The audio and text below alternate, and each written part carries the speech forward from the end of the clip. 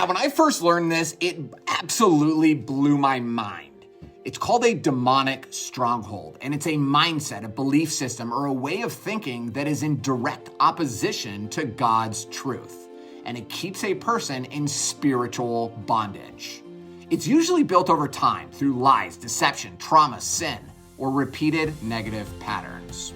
2 Corinthians 10 verses 4 through 5 says, "We demolish arguments and every pretension that sets itself against the knowledge of God, and we take captive every thought." A few examples of a stronghold would include believing God could never forgive you, despite Scripture saying the complete opposite. Fear, rejection, pride, or unforgiveness that becomes a fortress inside of the mind. One author described a stronghold as a negative, destructive thought pattern, internal force, tattooed on the mind that, if allowed to develop, can imprison a person for life. A stronghold is the opposite of the fruits of the Spirit. According to Galatians 5, verse 22 through 23, the fruit of the Spirit is love, joy, peace, patience, kindness, goodness, faithfulness, gentleness, and self-control. So the fruit of love is selfless, sacrificial, care for others, 1 Corinthians 13. The fruit of joy is the deep gladness rooted in God, not circumstances, Nehemiah 8:10. The fruit of peace is the inner calm and wholeness from trusting God, Philippians 4:7.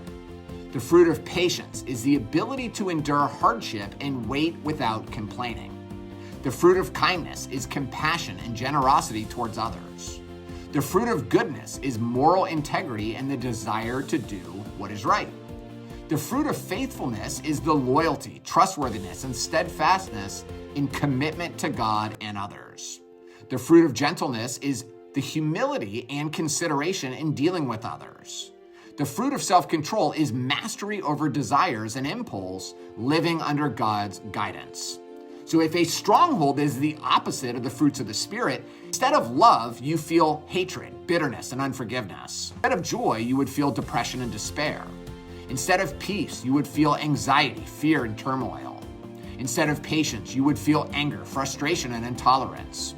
Instead of kindness, you would feel cruelty and harshness. And instead of goodness, you would feel corruption and selfishness. Instead of faithfulness, you would feel betrayal and disloyalty.